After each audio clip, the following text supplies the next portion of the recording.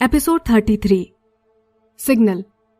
निया के मन में कई बार खुद को खत्म करने का ख्याल आया था, लेकिन उसे ऐसे नहीं मरना था।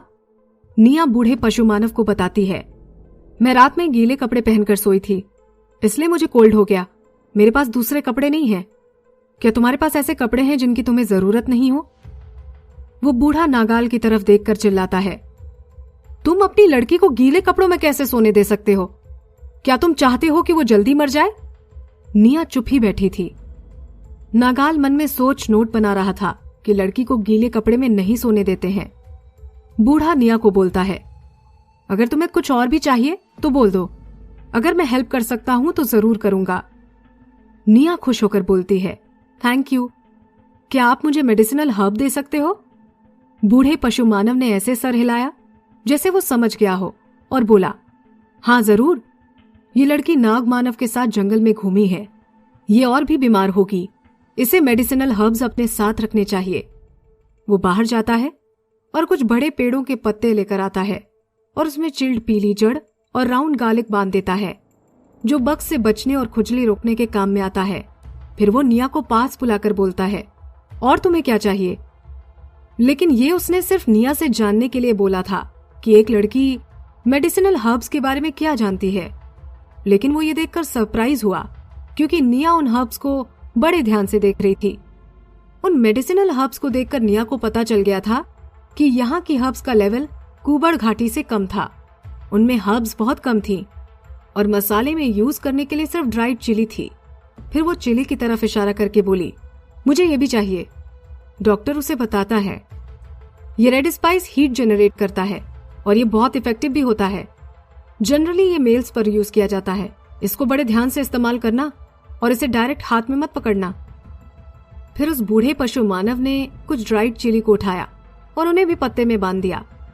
वो सोचने लगा कि अगर इस लड़की को बाद में ज्यादा सर्दी हुई तो वो इसे यूज कर सकती है। निया मुस्कुराकर बोलती है, मुझे ये सब पता है। वो सोचती है कि ये बूढ़ा फालतू में ही उसे बढ़ा चढ़ा कर बता रहा है। मैं सालों से मिर्ची खा रही हूं। जब मैं माँ को चिली काटने में हेल्प करती थी तो मेरे हाथ जलते थे। नागाल की तरफ उन दोनों की पीठ थी। जब वो निया को मेडिसिन देता है तो उसकी पीठ भी थपथपाता है। निया आश्चर्य से उसकी तरफ देखती है तो वो बुजुर्ग पशु मानव धीरे से बोलता है, डरना मत। निया को अभी भी समझ नहीं आया था, लेकिन वो तब तक पलट चुका था। फिर बूढ़ा पशु मानव बाहर जाकर निया को नमक का बैग लेने में हेल्प करता है। जब वो निया को बैग दे रहा था तब वो निया को बोलता है, तुम खाना बिना नमक के मत खाया करो, नहीं तो तुम्हारी ताकत कम होती जाएगी।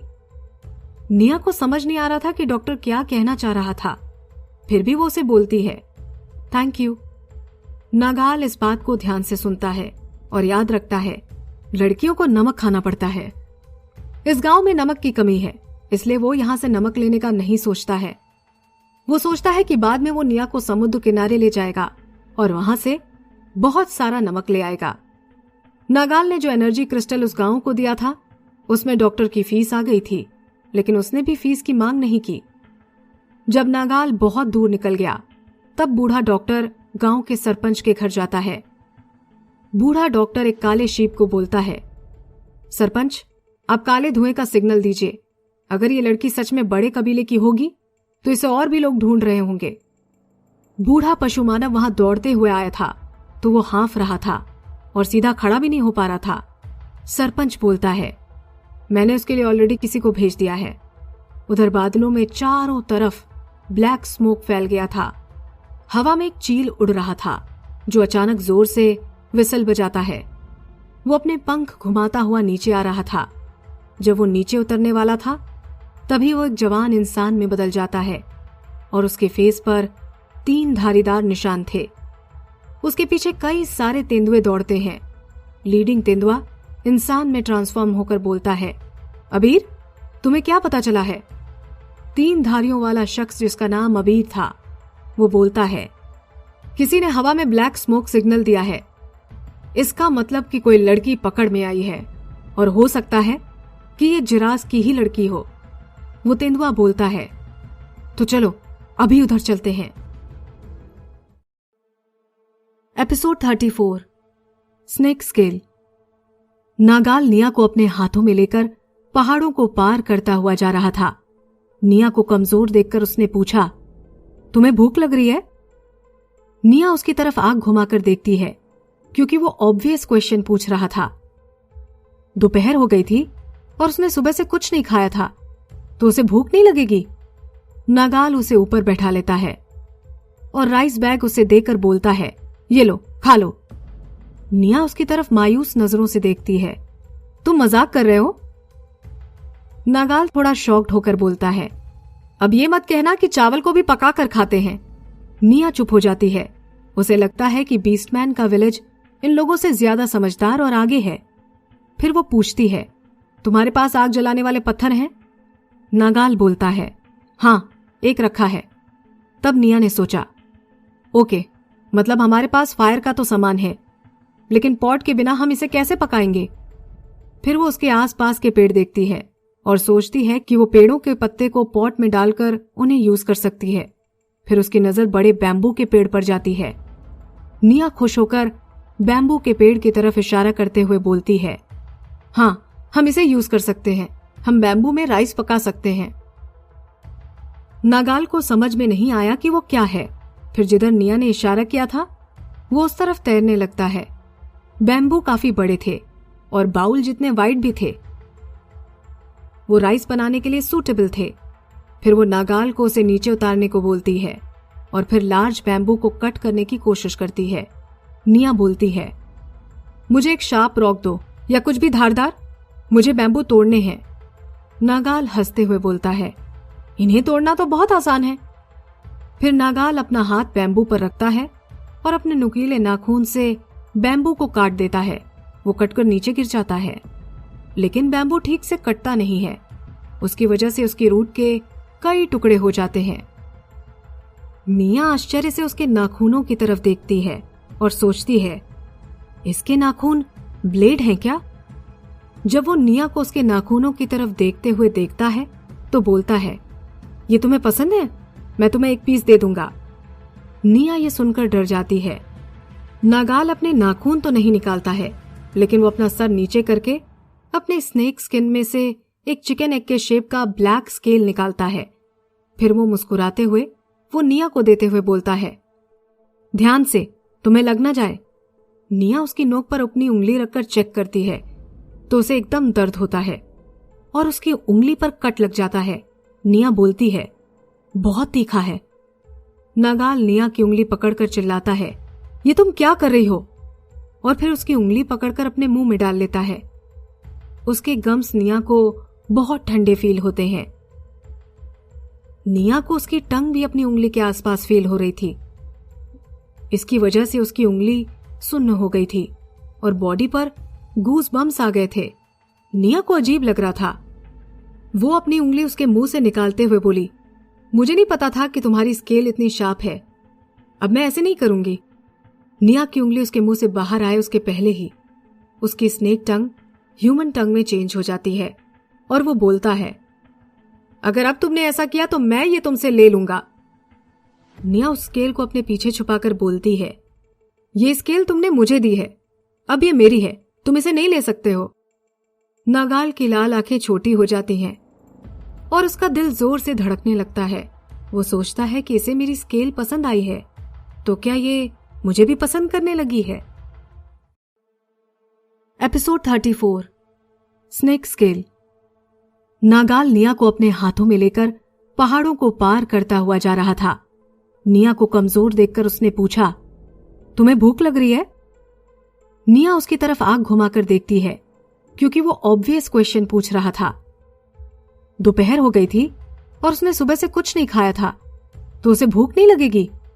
नागाल उसे ऊपर बैठा लेता है और राइस बैग उसे देकर बोलता है, ये लो, खा लो। निया उसकी तरफ मायूस नजरों से देखती है। तुम मजाक कर रहे हो? नागाल थोड़ा शॉक्ड होकर बोलता है, अब ये मत कहना कि चावल को भी पका कर खाते हैं। निया चुप हो जाती है। उसे लगता है कि बीस्टमैन का विलेज इन लोगों से ज्यादा समझदार और आगे है। फिर वो पूछती है, तुम्हारे पास आग जलाने वाले पत्थर हैं? नागाल बोलता है, हाँ, एक रखा है। तब निया ने सोचा, ओके, मतलब हमारे पास फायर का तो सामान है, लेकिन पॉट के बिना हम इसे कैसे पकाएंगे? फिर वो उसके आसपास के पेड़ देखती है और सोचती है कि वो पेड़ों के पत्ते को पॉट में डालकर उन्हें यूज कर सकती है। फिर उसकी नजर बड़े बैम्बू के पेड़ पर जाती है। निया खुश होकर बैम्बू के पेड़ की तरफ इशारा करते हुए बोलती है, हाँ, हम इसे यूज कर सकते हैं, हम बैम्बू में राइस पका सकते हैं। नागाल को समझ में नहीं आया कि वो क्या है। फिर जिधर निया ने इशारा किया था वो उस तरफ तैरने लगता है। बैम्बू काफी बड़े थे और बाउल जितने वाइड भी थे। वो राइस बनाने के लिए सूटेबल थे। फिर वो नागाल को उसे नीचे उतारने को बोलती है और फिर लार्ज बैम्बू को कट करने की कोशिश करती है। निया बोलती है, मुझे एक शार्प रॉक दो या कुछ भी धारदार, मुझे बैम्बू तोड़ने हैं। नागाल हंसते हुए बोलता है, इन्हें तोड़ना तो बहुत आसान है। फिर नागाल अपना हाथ बैम्बू पर रखता है और अपने नुकीले नाखून से बैम्बू को काट देता है। वो कटकर नीचे गिर जाता है, लेकिन बैम्बू ठीक से कटता नहीं है। उसकी वजह से उसकी रूट के कई टुकड़े हो जाते हैं। निया आश्चर्य से उसके नाखूनों की तरफ देखती है और सोचती है, इसके नाखून ब्लेड हैं क्या? जब वो निया को उसके नाखूनों की तरफ देखते हुए देखता है तो बोलता है, ये तुम्हें पसंद है? मैं तुम्हें एक पीस दे दूंगा। निया ये सुनकर डर जाती है। नागाल अपने नाखून तो नहीं निकालता है, लेकिन वो अपना सर नीचे करके अपने स्नेक स्किन में से एक चिकन एग के शेप का ब्लैक स्केल निकालता है। फिर वो मुस्कुराते हुए वो निया को देते हुए बोलता है, ध्यान से, तुम्हें लग ना जाए। निया उसकी नोक पर अपनी उंगली रखकर चेक करती है तो उसे एकदम दर्द होता है और उसकी उंगली पर कट लग जाता है। निया बोलती है, बहुत तीखा है। नागाल निया की उंगली पकड़कर चिल्लाता है, ये तुम क्या कर रही हो? और फिर उसकी उंगली पकड़कर अपने मुंह में डाल लेता है। उसके गम्स निया को बहुत ठंडे फील होते हैं। निया को उसकी टंग भी अपनी उंगली के आसपास फील हो रही थी। इसकी वजह से उसकी उंगली सुन्न हो गई थी और बॉडी पर गूज बम्स आ गए थे। निया को अजीब लग रहा था। वो अपनी उंगली उसके मुंह से निकालते हुए बोली, मुझे नहीं पता था कि तुम्हारी स्केल इतनी शार्प है। अब मैं ऐसे नहीं करूंगी। निया की उंगली उसके मुंह से बाहर आए उसके पहले ही उसकी स्नेक टंग ह्यूमन टंग में चेंज हो जाती है और वो बोलता है, अगर अब तुमने ऐसा किया तो मैं ये तुमसे ले लूंगा। निया उस स्केल को अपने पीछे छुपाकर बोलती है, ये स्केल तुमने मुझे दी है, अब ये मेरी है, तुम इसे नहीं ले सकते हो। नागाल की लाल आंखें छोटी हो जाती हैं और उसका दिल जोर से धड़कने लगता है। वो सोचता है कि इसे मेरी स्केल पसंद आई है तो क्या ये मुझे भी पसंद करने लगी है। Episode 35 rice cooked in bamboo. निया देखती है कि नागाल कुछ नहीं बोल रहा है तो वो मौका देखकर नीचे बैठ जाती है और बैम्बू को काटने लगती है। स्केल का केवल थोड़ा भाग ही शार्प था। लास्ट कुछ हिस्से व्हाइट स्किन और फ्लैश से बना था। अगर निया उसे स्किन वाले पार्ट से पकड़े तो क्या उसका हाथ नहीं कटता? लेकिन उसे उस पार्ट से नहीं पकड़ना था क्योंकि फ्लैश उसे अनकंफर्टेबल बना रहा था। निया कमजोर थी, इसलिए उस तीखे स्केल से भी उसे 2 बैम्बू काटने में टाइम लग रहा था। एक तो खाना पकाने के लिए था, दूसरा पानी पीने के लिए। वो प्यास से मर रही थी। निया दोनों बैम्बू पोल्स को उठाते हुए बोली, यहाँ पानी के लिए कुछ है क्या? मुझे राइस बनाने के लिए पानी चाहिए। वो पीछे पलटती है। वहां 30 से 40 बैम्बू थे जो बेल की लताओं से बांधे गए थे। निया को समझ नहीं आ रहा था कि वो हंसे या रोए। वो नागाल से पूछती है, ये तुम क्या कर रहे हो? क्या तुम बैम्बू पोल को वैसे खड़ा करके रेस्टोरेंट खोलना चाहते हो? नागाल जवाब देता है, ये सब आसानी से नहीं मिलते हैं तो मैं और ज्यादा इकट्ठा कर रहा हूं ताकि तुम उन्हें ठीक से इस्तेमाल कर पाओ। निया बोलती है, हमारे पास बहुत हैं, चलो। नागाल उसकी बात मान जाता है। नागाल की पूरी लाइफ जंगलों में घूमते हुए निकली थी, इसलिए उसे जल्दी से पानी मिल जाता है। उन दोनों ने रिवर के पास आग भी जला ली थी। निया स्केल की मदद से बैम्बू के एक पोल में छेद करती है और उसमें धोए हुए राइस डालती है। जब वो पोल 70% भर जाता है तो फिर उसमें पानी भर देती है और उन्हें कुछ पत्तों में लपेट देती है। उन पत्तों को वो आग के पास रोस्ट होने के लिए रख देती है। फिर बैम्बू पोल से राइस की बहुत अच्छी खुशबू आ रही थी। तब उसे रियलाइज होता है कि उन खास तरह के पत्तों को राइस बनाने के लिए इस्तेमाल कर सकते हैं। नागाल रिवर में बैठा निया को देख रहा था। निया को देखना उसके लिए इंटरेस्टिंग था।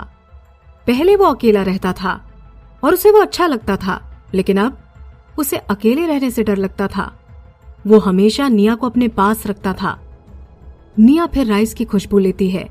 वो सोचती है कि जितना टाइम कुकर में राइस पकने में लगता है उतना तो हो गया है, इसलिए वो स्टिक यूज करके बैम्बू को उठा लेती है। निया को दूसरों के साथ फूड शेयर करने की आदत थी, इसलिए वो नागाल को बोलती है, चलो राइस तैयार है, खाते हैं। निया के बोलने पर वो तैरते हुए किनारे पर आ जाता है। उसकी आधी स्नेक वाली बॉडी पानी में ही रहती है और आधी ह्यूमन बॉडी निया के खाने को देखने आगे ले आता है। निया बैम्बू को उठाकर कट करने जाती है, पर वो इतना गर्म था कि वो थोड़ा जल जाता है। तभी नागाल का हाथ उसे पकड़ लेता है। नागाल बोलता है, लाओ मैं कर देता हूं। वो बैम्बू को लेकर कट कर देता है।